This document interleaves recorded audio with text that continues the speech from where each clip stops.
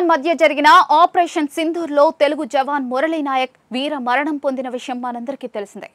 ఆంధ్రప్రదేశ్లోని సత్యసాయి జిల్లా కల్లెతండాకు చెందిన మురళీ నాయక్ 2022లో అగ్నివీర్గా భారత సైన్యంలో చేరాడు.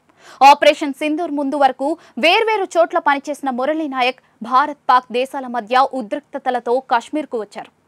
ఆపరేషన్ సింధూర్లో భాగంగా లైన్ ఆఫ్ కంట్రోల్ వద్ద పహారా కాస్తూ పాక్ సైనికుల చేతిలో ప్రాణాలు కోల్పోయాడు.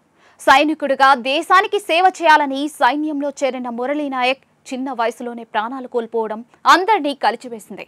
ఈ విషాదం నుంచి అతని కుటుంబ సభ్యులు ఇప్పటికీ కూడా కోలుకోలేకపోతున్నారు.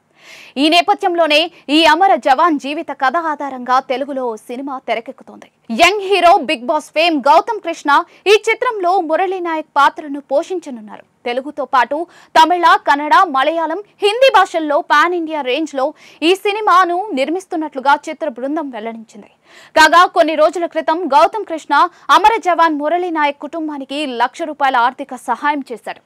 తన cinema solo boy trailer launch event stage పైనే మురళీ నాయక్ కుటుంబానికి ₹1,00,000 అందజేశారు. ఇప్పుడు అదే అమర జవాన్ బయోపిక్ లో నటించేందుకు రెడీ అయ్యాడు గౌతమ్.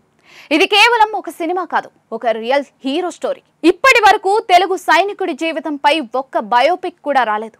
ఇదే తొలి ప్రయత్నం. సోలో బాయ్ సినిమా విడుదల సమయంలోనే మురళీ నాయక్ కుటుంబ సభ్యులతో ఫోన్లో మాట్లాడాను. అప్పుడే ఆయన గురించి ఎన్నో విషయాలు తెలుసుకున్నాను. మురళీ నాయక్ గురించి చెబుతూ ఉంటే కన్నీళ్లు ఆగలేదు. ఇంతటి గొప్ప గాథను తెరపైకి తీసుకొచ్చే అవకాశం రావడం నా అదృష్టం. ఆయన తల్లిదండ్రులను అనుమతి కోరగా వారు ఏమాత్రం ఆలోచించకుండా అంగీకరించారు అని గౌతమ్ చెప్పుకొచ్చారు.